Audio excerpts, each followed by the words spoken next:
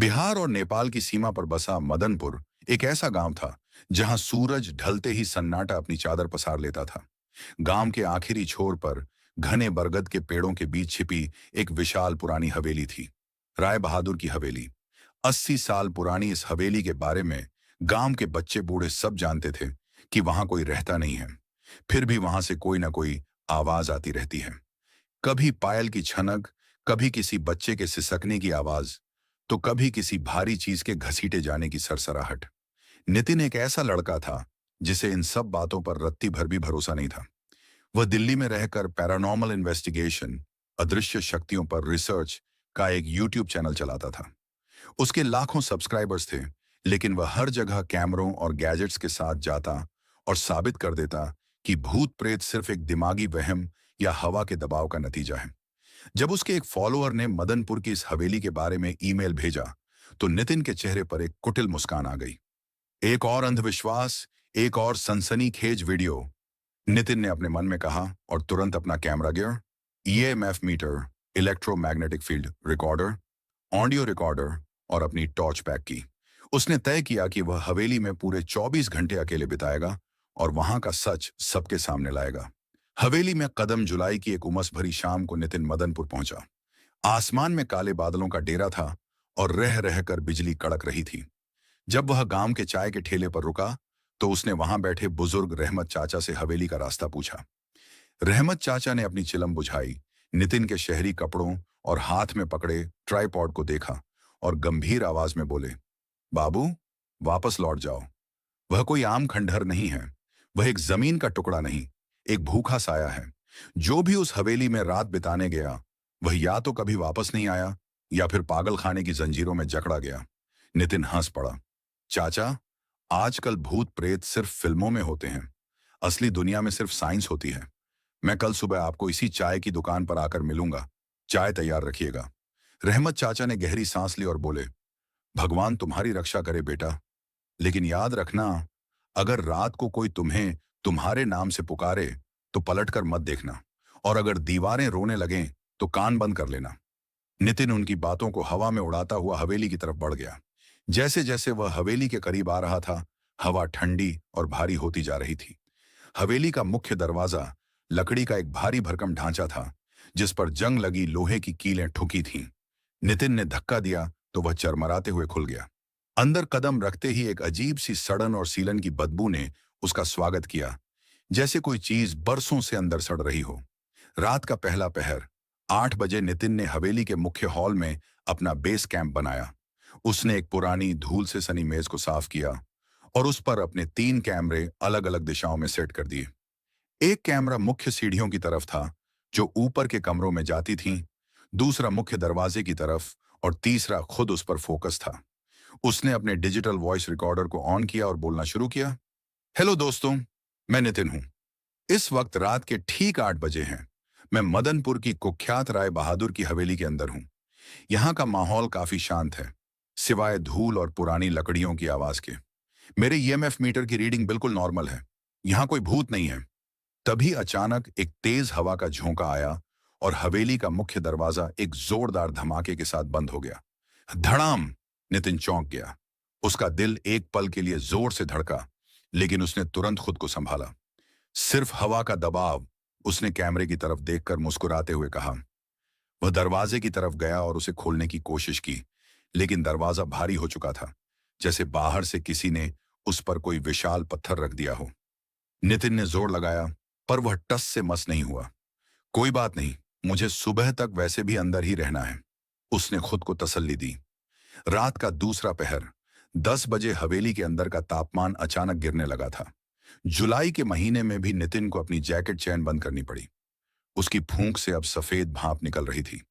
उसने अपना EMF metre उठाया और हवेली के ऊपरी हिस्से की तरफ बढ़ने का फैसला किया। सीढ़ियां लकड़ी की थीं और हर कदम पर ऐसे चरमरा रही थीं जैसे कोई पुराना कंकाल दर्द से कराह रहा हो। ऊपर पहुंचते ही एक लंबा अंधेरा गलियारा था, जिसके दोनों तरफ कई कमरे थे। हर कमरे के दरवाजे पर जाले लगे थे। नितिन एक कमरे के अंदर गया। वहां एक बड़ा सा शीशा लगा था, जो धुंधला हो चुका था। नितिन ने जैसे ही शीशे के सामने जाकर अपनी टॉर्च चमकाई, उसे लगा कि शीशे के अंदर उसकी परछाई के ठीक पीछे कोई और भी खड़ा है। एक लंबा विकृत चेहरा जिसकी आंखें पूरी तरह सफेद थीं और मुंह अजीब तरह से खुला हुआ था। नितिन झटके से पलटा। पीछे कोई नहीं था। उसने गहरी सांस ली। दिस इज इल्यूजन, ये सिर्फ भ्रम है। अंधेरे और रोशनी के खेल से ऐसा लगता है। उसने अपना ईएमएफ मीटर शीशे के पास ले गया। अचानक मीटर की सुई लाल निशान पर पहुंच गई और उसमें से एक तीखी चीखने जैसी आवाज आने लगी। Be keep. उसी पल पूरे गलियारे में एक धीमी सी हंसी गूंज उठी। वह किसी औरत की हंसी थी, ठंडी, क्रूर और दर्द भरी। कौन है वहां? नितिन ने चिल्लाकर पूछा। उसकी आवाज में पहली बार थोड़ा डर झलक रहा था। बाहर आओ, मैं कैमरों के साथ हूं। हंसी बंद हो गई, लेकिन उसकी जगह एक और आवाज ने ले ली। टप टप टप। ऐसा लगा जैसे छत से पानी टपक रहा हो। नितिन ने अपनी टॉर्च ऊपर की तरफ की। छत से पानी नहीं, बल्कि गाढ़ा लाल खून टपक रहा था। वह खून सीधे नितिन के जूते पर गिरा। नितिन पीछे हटा, उसका पैर फिसला और वह सीढ़ियों की तरफ भागा। वह भागते हुए मुख्य हॉल में वापस आ गया। हांफते हुए अपनी मेज के पास बैठ गया। आधी रात 12 बजे का सन्नाटा रात के 12 बज चुके थे। हवेली के बाहर आंधी तूफान शुरू हो चुका था। खिड़कियों के शीशे हवा के थपेड़ों से खड़खड़ा रहे थे। नितिन ने अपने कैमरे की फुटेज चेक करने की सोची। उसने लैपटॉप खोला और सीढ़ियों वाले कैमरे की रिकॉर्डिंग देखने लगा। जो उसने देखा, उसने उसकी रीढ़ में एक ठंडी लहर दौड़ा दी।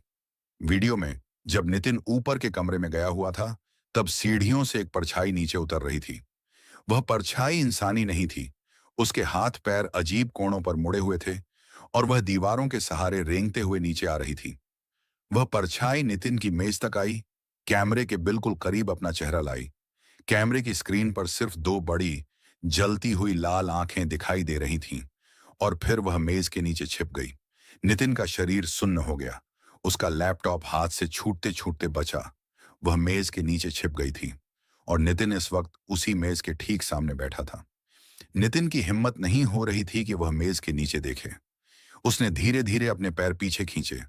तभी उसे महसूस हुआ कि मेज के नीचे से एक बेहद ठंडी सड़ती हुई हवा उसके पैरों को छू रही है। और फिर एक बर्फीला सूखा हाथ मेज के नीचे से निकला और उसने नितिन के टखने को कसकर पकड़ लिया। आहा! नितिन चीख पड़ा। उसने पूरी ताकत से अपना पैर झटका और पीछे गिरा। टॉर्च हाथ से छूटकर दूर जा गिरी और हॉल में केवल कैमरों की हल्की स्क्रीन लाइट रह गई। मेज के नीचे से वह चीज बाहर निकली। वह एक औरत का कंकाल नुमा शरीर था, जिस पर मांस के लोथड़े लटक रहे थे। उसके बाल बिखरे हुए थे और उसकी गर्दन एक तरफ पूरी तरह टूटी हुई थी। वह सीधे खड़ी नहीं थी, बल्कि चारों हाथ पैर पर मकड़ी की तरह चल रही थी। तुम यहां क्यों आए? उस साय के मुंह से एक ऐसी आवाज निकली जो एक साथ कई लोगों के चिल्लाने जैसी लग रही थी। नितिन ने अपनी जान बचाने के लिए दौड़ लगा दी। वह मुख्य दरवाजे की तरफ भागा और उसे पीटने लगा। बचाओ, कोई है? रहमत चाचा, बचाओ! लेकिन बाहर तूफान का शोर इतना था कि उसकी आवाज बाहर नहीं जा सकती थी। रात का तीसरा पहर, 2 बजे दीवारों का रोना, वह साया धीरे धीरे नितिन की तरफ बढ़ रहा था। नितिन ने देखा कि पास ही में एक छोटा सा तहखाना, बेसमेंट का दरवाजा था। उसने बिना सोचे समझे उस दरवाजे को खोला, अंदर कूद गया और अंदर से कुंडी बंद कर ली। तहखाने में घनघोर अंधेरा था। नितिन के पास न टॉर्च थी, न उसका फोन, जो मेज पर ही छूट गया था। उसके पास सिर्फ एक माचिस की डिब्बी थी, जो उसकी जेब में पड़ी थी। उसने कांपते हाथों से एक तीली जलाई। माचिस की हल्की रोशनी में उसे जो दिखा, उसने उसके होश उड़ा दिए। तहखाने की दीवारें साधारण नहीं थीं। उन दीवारों में इंसानी चेहरे धंसे हुए थे। ऐसा लग रहा था जैसे जिंदा लोगों को दीवार के अंदर चुन दिया गया हो और उनके चेहरे कंक्रीट से बाहर की तरफ झांक रहे हों। जैसे ही माचिस की तीली बुझी, पूरे तहखाने में एक भयानक कोरस गूंज उठा। दीवारें रोने लगीं। सैकड़ों लोग एक साथ सिसक रहे थे, चिल्ला रहे थे और मदद की भीख मांग रहे थे। नितिन, नितिन! अचानक उन आवाजों में से एक आवाज साफ सुनाई दी। वह नितिन की मां की आवाज थी। नितिन बेटा, नीचे देखो, मैं यहां हूं। आवाज फर्श के कोने से आई। नितिन ने कांपते हुए एक और माचिस की तीली जलाई। उसने कोने में देखा। वहां उसकी मां का चेहरा दीवार में ढंसा हुआ था और उसकी आंखों से खून के आंसू बह रहे थे। नहीं, ये सच नहीं है। ये सब मेरा वहम है। मैं पागल हो रहा हूं। नितिन ने अपने दोनों हाथों से कान बंद कर लिए और चिल्लाने लगा। उसे याद आया कि रहमत चाचा ने कहा था, अगर दीवारें रोने लगे तो कान बंद कर लेना और पलट कर मत देखना। लेकिन वह आवाजें उसके दिमाग के अंदर गूंज रही थीं। नितिन, हमारे पास आ जाओ। यहां बहुत ठंड है। हमें तुम्हारी जरूरत है। भोर का आखिरी खौफ। 4 बजे तहखाने का दरवाजा अचानक तड़क कर टूट गया। वह मकड़ी जैसी औरत अंदर दाखिल हुई। उसके पीछे कई और साए थे। बिना चेहरे के मर्द, कटे हुए अंगों वाले बच्चे। वे सब नितिन की तरफ बढ़ रहे थे। नितिन दीवार से सटकर खड़ा हो गया। अब भागने का कोई रास्ता नहीं था। वह साया नितिन के बिल्कुल करीब आ गया। उसकी ठंडी सांसें नितिन के चेहरे पर महसूस हो रही थीं। उसने अपना सूखा, नुकीले नाखूनों वाला हाथ नितिन के सीने पर रखा। नितिन को लगा जैसे उसका दिल जम रहा हो। तुमने कहा था कि हमारा कोई वजूद नहीं है, उस औरत ने फुसफुसाते हुए कहा। अब तुम भी हमारे वजूद का हिस्सा बनोगे। नितिन की आंखों के सामने अंधेरा छाने लगा। उसने आखिरी बार चिल्लाने की कोशिश की, लेकिन उसके गले से आवाज नहीं निकली। उस साए ने नितिन को खींचकर दीवार की तरफ धकेलना शुरू किया। नितिन का शरीर धीरे धीरे उस पुरानी सीलन भरी दीवार के अंदर धंसने लगा। ईंटें और गारा उसके मांस में समाने लगे। उसे असहनीय दर्द हो रहा था, लेकिन वह न हिल पा रहा था, न चीख पा रहा था। अगली सुबह सुबह के 7 बज चुके थे। तूफान थम चुका था और सूरज की सुनहरी किरणें हवेली के टूटे हुए रोशनदानों से अंदर आ रही थीं। रहमत चाचा गांव के 2-3 लोगों के साथ हवेली का मुख्य दरवाजा धक्का देकर अंदर घुसे। अंदर सब कुछ शांत था। मेज पर नितिन का लैपटॉप खुला हुआ था। कैमरे अपनी जगह पर लगे थे। नितिन बाबू, कहाँ हो? रहमत चाचा ने आवाज लगाई। कोई जवाब नहीं आया। वे तहखाने की तरफ गए, जिसका दरवाजा टूटा हुआ था। जब उन्होंने अंदर अपनी टॉर्च चमकाई तो वहां कोई नहीं था। लेकिन तहखाने की सबसे पीछे वाली दीवार पर, जहां ताजा गारा लगा हुआ प्रतीत हो रहा था, वहां एक नया चेहरा उभर आया था।